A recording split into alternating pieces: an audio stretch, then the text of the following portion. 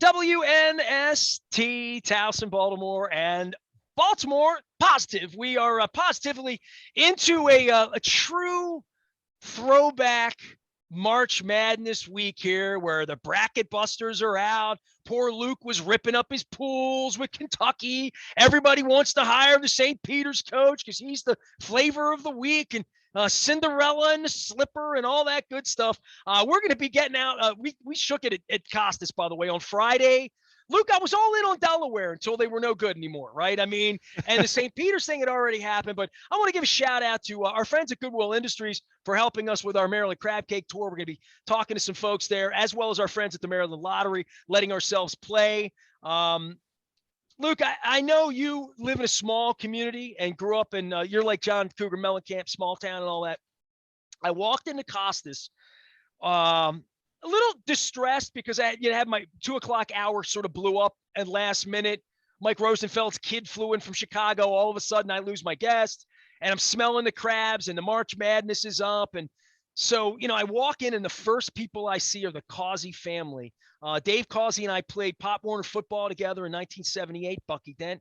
We were 10 years old. We then went to high school together. He was a drummer and a long-haired metal kid.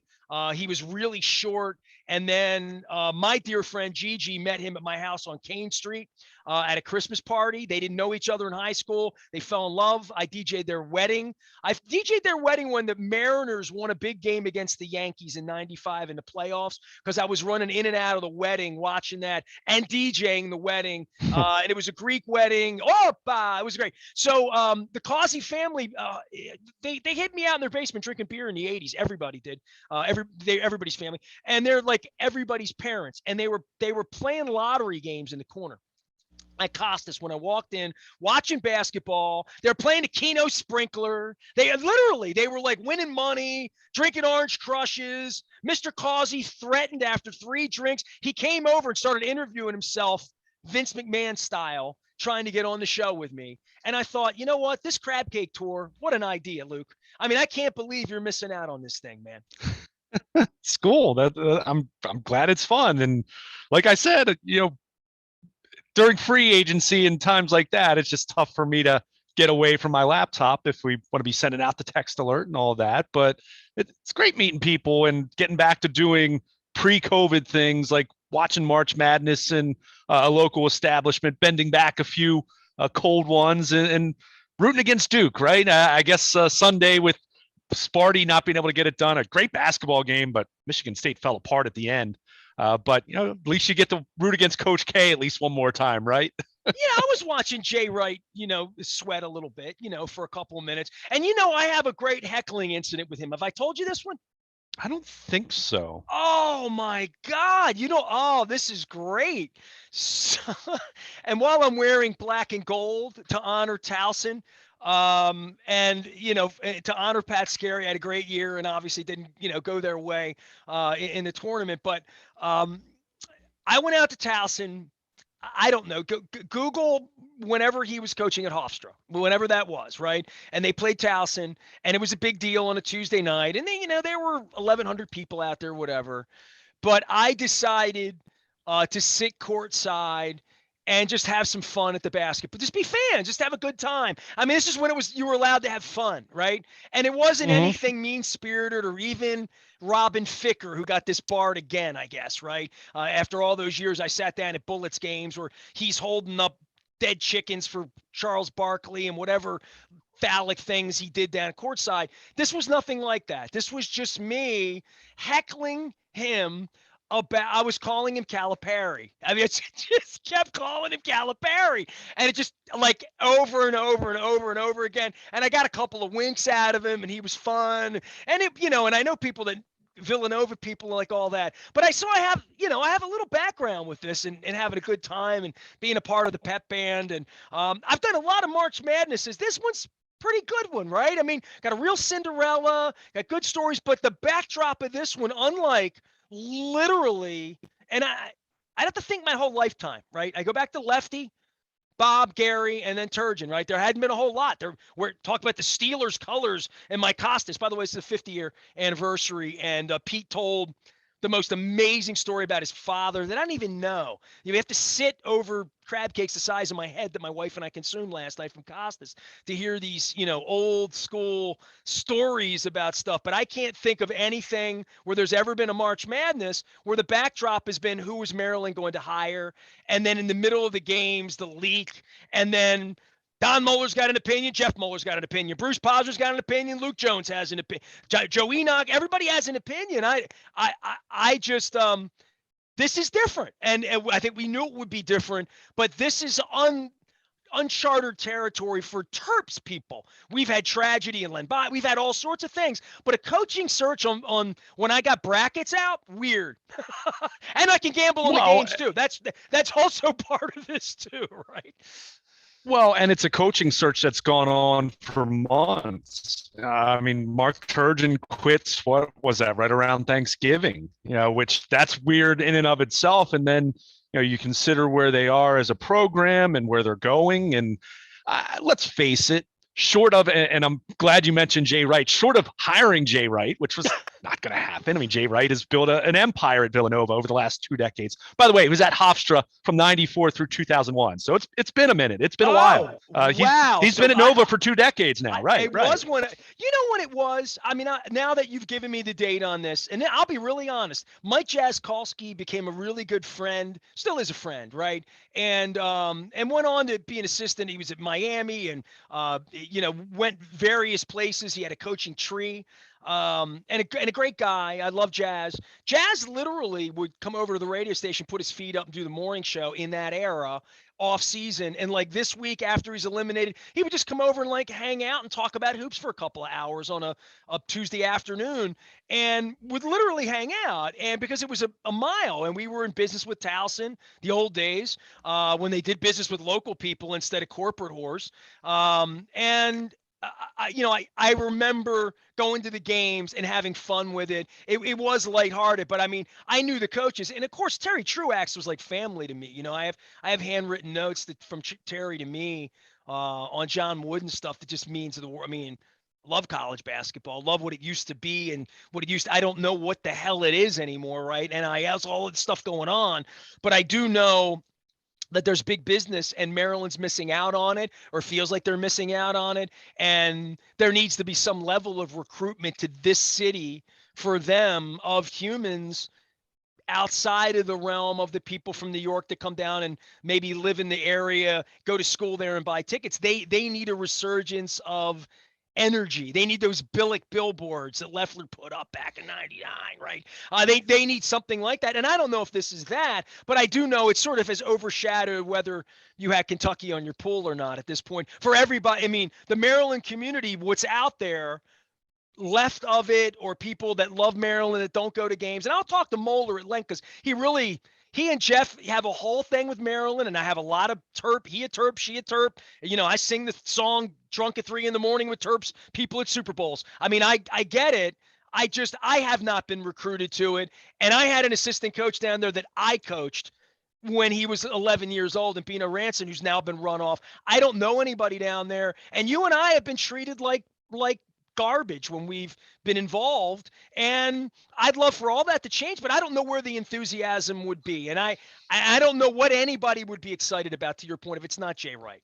Yeah, and that's where I find it to be interesting how a search goes. You hear different names. I mean, last week at this time, the big name that was being talked about was actually Mike Bray, who I would have loved to have been the hire to replace Gary Williams 11 years ago, but Mike Bray being where he is, I think 63 years old, clearly someone has some roots, DeMatha and from the area, coached at Delaware years ago, but the age, would that have made sense? So, I mean, Kevin Willard's a name that had been talked about a lot, really from the time that Turgeon left. He was a name that was mentioned.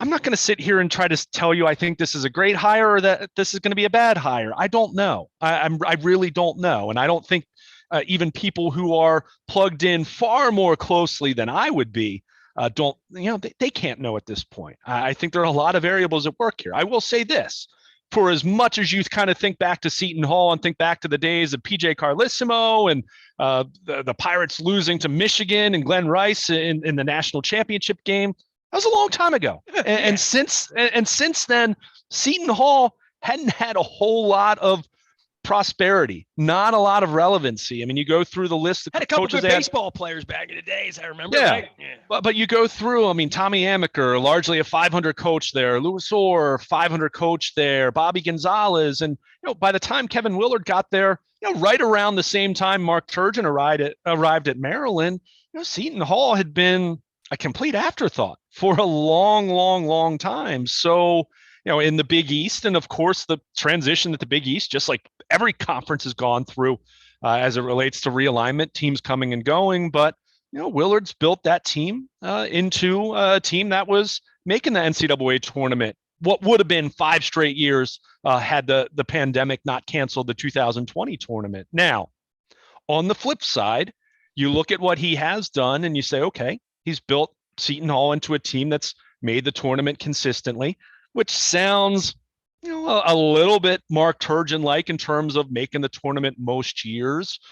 But he has a 1-5 record in the NCAA tournament, which is not going to inspire outsiders looking at his body of work. So the question then becomes, had he reached his ceiling because of just what Seton Hall is, their resources, how their competitors, all of that? Was that a case of that program reaching its ceiling, or was it a case of Kevin Willard reaching his ceiling? And that's going to be the big question here. Look, we can talk about coaching style, X's and O's, all of those different things. It's really going to come down to this. Is he going to be able to recruit this area? And when you mention Baltimore, it's not just Baltimore, it's DC also. So a big part of this is going to be, who does he hire to be on his staff? Who does he hire that has some significant footprints in this greater Baltimore, Washington area?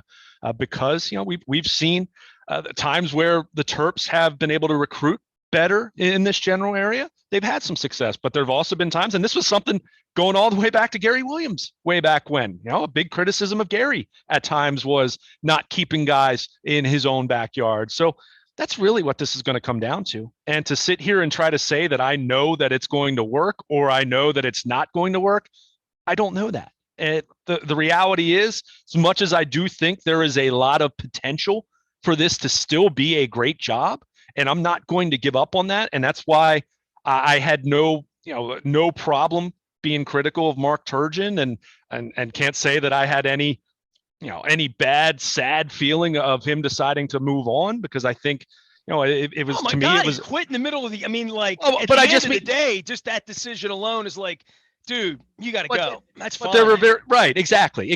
There weren't too many people torn up about that, is my point. But there's also the reality of, this is a program that, let's be very fair here. And I say this as someone who has all the affinity in the world for Gary Williams. The program wasn't moving in a great direction even in the last 6 to 7 years that Gary was in charge. So you're talking about a long period of time here, 2 decades now, since the Terps cut down the nets in Atlanta. It's been 20 years. They just celebrated the 20th anniversary of that. So it has been a long time. So from that standpoint, there is that question of, what could you have conceivably expected? Do I think this can be a great job and a great program again? Yes, I do think that. I do believe that. If I didn't think that, I wouldn't be sitting here trying to say that, or I wouldn't have been complaining about Mark Turgeon for the last 5 or 6 years, quite frankly.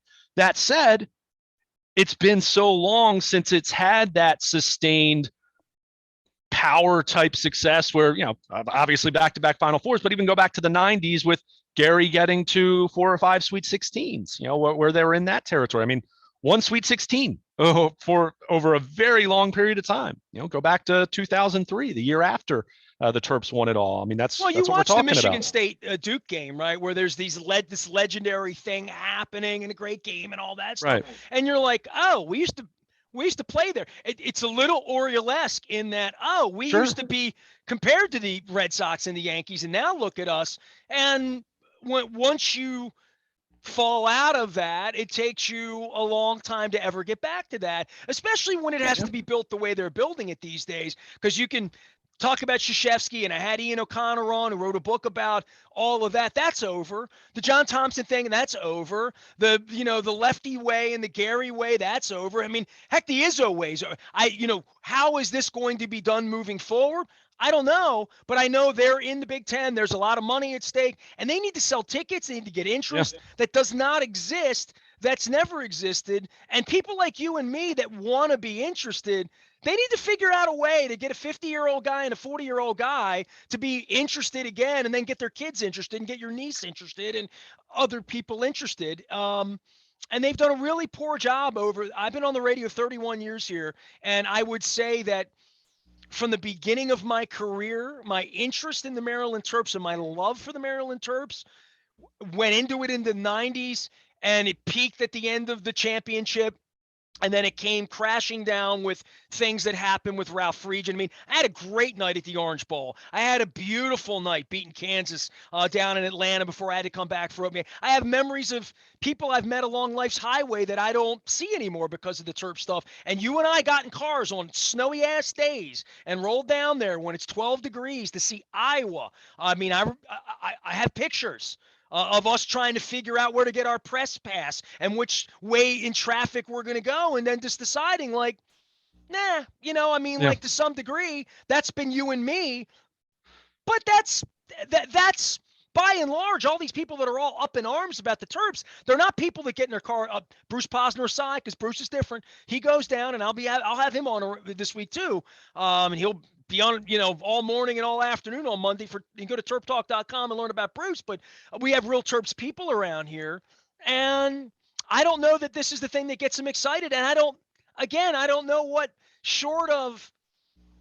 I don't know that a recruit would get them excited at this point. They had Diamond Stone. They've had those kinds of players, and when you get those kinds of players, you get what Mark Turgeon had. When you find that a guy that Coach K didn't want around maybe isn't going to work out so well for you either. Well, and I think this is where you just made the point. This is where again, I'll go back to what I said. Recruiting's that's what matters. And I mean, Kevin Willard doesn't have like obvious in market routes, but he can hire people who do, and that's going to be critical, and it's going to be bringing talent. I mean, ultimately we can talk about marketing and outreach and all those different things, and those things matter. Don't get me wrong, they matter. But what matters most? Winning. Having a program that's in the top 25, having a program that's getting back to Sweet 16s, having a program that isn't going to be a Final Four contender every year, because Maryland was never that, but having the possibility of what happened in 2001, 2002 happening again. I think that is possible, but there's a lot that goes into that. And, going back to the Willard hire itself, Maryland is so far removed from that not to say that they couldn't hire a good coach and find someone that couldn't become a great coach here. And that's what they're banking on with Kevin Willard, doing what he did at Seton Hall, but then taking it to the next step and winning NCAA tournament games and being a top 25 program and having a top 15 recruiting class and using the transfer portal effectively and understanding, that the region and AAU and what NIL means for, college sports going forward and all those different things. But Maryland was not in a position where they were certainly not going to get someone who was already at a great gig to leave that great gig to come to Maryland. And that's where you do look at someone like Kevin Willard and say, were you going to do much better than that? Okay. Could it have been Mike Bray? And yeah, Mike Bray 10, 15 years ago had a resume that you were way more excited about, but Mike Bray I was excited about Mike Bray? Not just because he came on the show back in the day, because Delaware played down here back in the J. Wright Hofstra days, right? Telling old Nestor, get up on Uncle Lefty's lap. Let's tell some old stories around here about Terry Truax in the old days, Tom Sullivan. For me, with him, he got street cred the last time Springsteen played the Royal Farms Arena. He was sitting about 6 feet away from me, and he knew every word to every song. And he was on his feet dancing as though like he didn't care anybody was staring at him. He was having as much fun as I was, and that's hard to do. I mean, you've hung out with me. And so Mike Bray, for me, Springsteen fan, like I gave him a high five on the way out, and you wished him well. I think he was at Notre Dame at the time, So, anyway, that's my Mike Bray story. That's why I would have hired him. That's my stupid story about why he's better. Yeah, and look, like I said, if Maryland goes full out blitz to get him a decade ago to replace Gary Williams, I would have been all in on that. But because he is from Bethesda and he did go to DeMatha and he does have roots I bet he here, likes Springsteen too. I'm gonna find out if they ever put him on a show with me. but he's 63, and is a 63-year-old coach not knowing how long he's going to be there? Is that going to be recruiting 17-year-olds? And that's part of this. You have to have a lot of energy. I mean, this is why Gary Williams, late in his tenure, why the program fell off. Gary did not have the energy or the taste or the palate for playing the AAU games. So, the job, it's not easy. Well, by the way, Turgeon didn't have the taste or the palate to fight with the fan base. I mean, literally, right? I mean, and that's a full-time job for a lot of guys with their wives and kids and stuff. Yeah. That's real. I'm not the one to poo-poo that. I'm the one to say that stuff is real, and fighting with the fans is just you can only do so much of that, and then it falls apart. Sure. Although I definitely took some issue with how some of that was characterized, as though like Maryland's this heavy-handed, over-the-top, unrealistic expectations that this guy was like, verbally abused or something like that. To me, it was more a case of, then don't take the Maryland gig if you're not, if you're used to where your previous stops and you're not accustomed to high expectations, then don't take the gig to begin with. And maybe, in hindsight, a decade later, maybe that's really what the remedy was. But we're gonna have to see how this goes. And like I said with Willard, I mean, who's he going to hire for his staff, and how much support is he going to get from the administration? And as much as we want to talk about these coaches, there's someone that hires them. And go back to Kevin Anderson, Randy Edsall on the football side was an utter disaster. Mark Turgeon, certainly not anywhere as disastrous as Randy Edsall, but was Mark Turgeon the guy to transition from Gary Williams and take Maryland back to where it had been? Clearly not, because it didn't happen. Turgeon wasn't terrible, but it wasn't. This is an area where you need to be big time.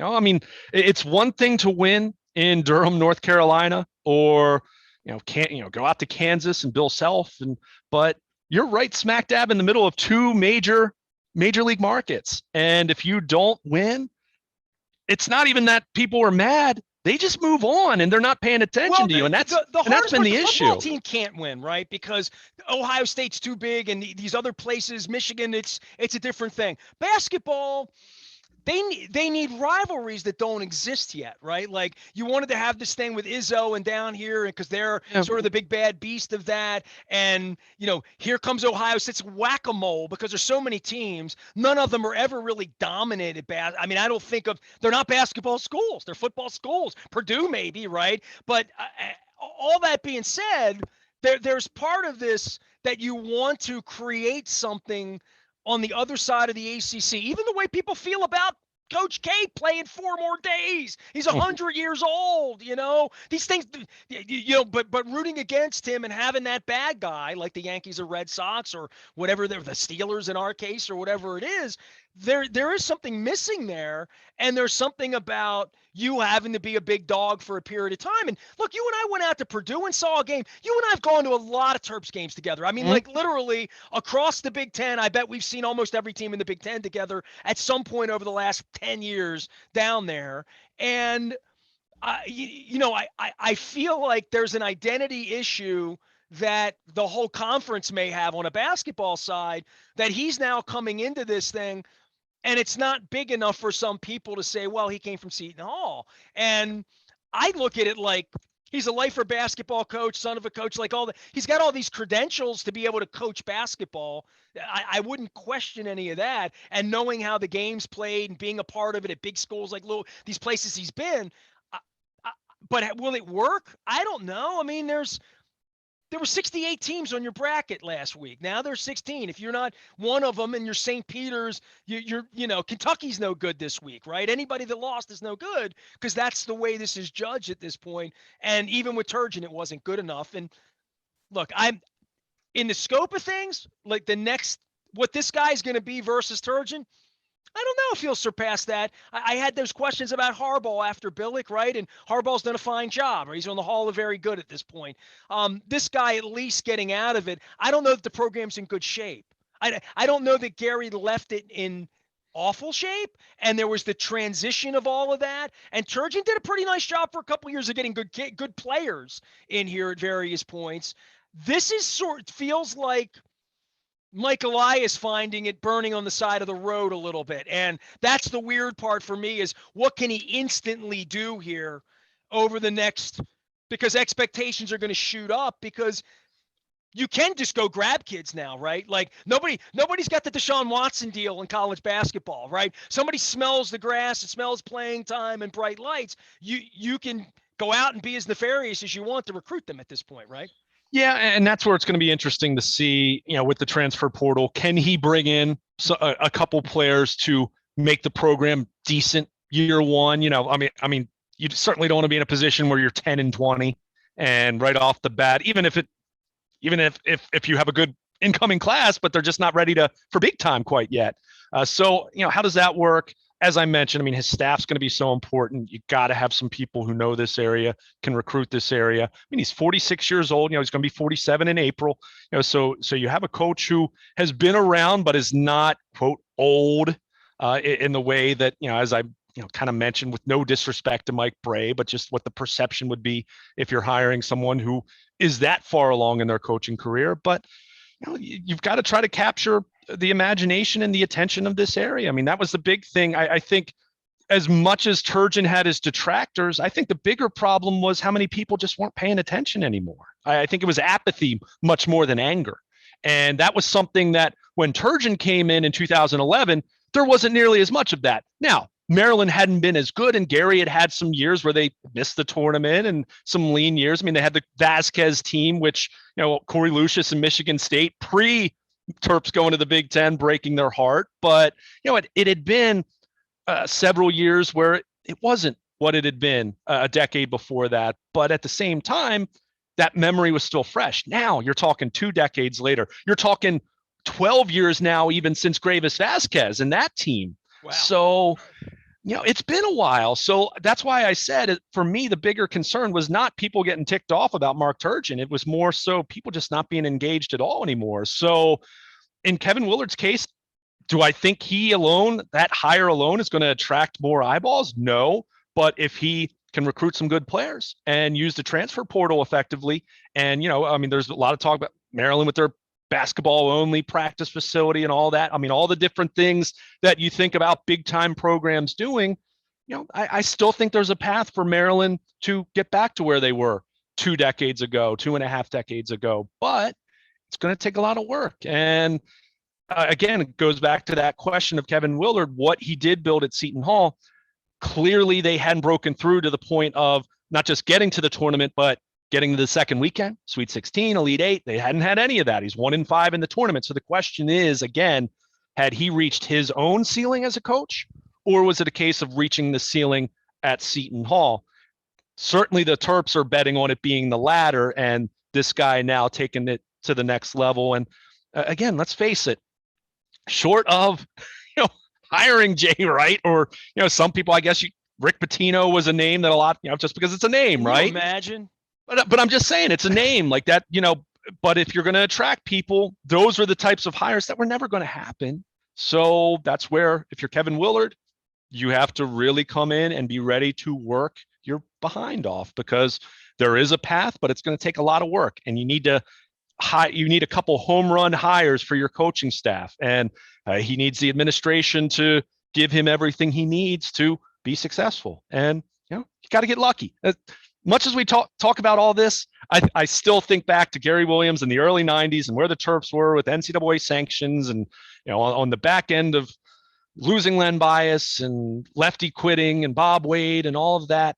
I think back to getting Keith Booth and Joe Smith, and you kind of think about what those two guys went. Keith Booth, as far as being the local Baltimore boy, and Joe Smith just being this national player of the year that took Maryland to heights where no one would have even dreamed 2 or 3 years before that, and how Gary gradually built on all of that. You got to get lucky with you got to get a couple big time recruits coming in here early on in Kevin Willard's tenure. And if that happens and you can get to a Sweet 16, maybe not next year, but the year after that, then you've got a chance to start building some momentum and try to get this thing rolling downhill in a good way. Where you're building that momentum and snowballing and adding recruits, and you're getting people to buy in, and you're recruiting Baltimore and DC and keeping some of the. We know there's a lot of talent here, but it's always been a challenge, and I think it's a challenge. I think it's a challenge everywhere to some extent. Some kids just do want to leave and go away for college, but there's so much talent that the kids who are willing to stay, you got to get them. You gotta get them signed and in the door and to buy into Maryland basketball. And if you do, then I think Kevin Willard's got a chance to succeed. If not, then it'll probably be something that looks very much like Mark Turgeon, and then it'll feel much more like that ship has sailed, and Maryland's never going to be what it was 25 years ago. And hey, they wouldn't be the first program that's gone through something like that. There have been plenty of programs. Go back, look 60, 70 years ago and see who was a powerhouse, and it's not the case anymore. So, there's nothing guaranteed here. But again, given all the circumstances, I'm just not really sure anyone could have expected much better than Kevin Willard.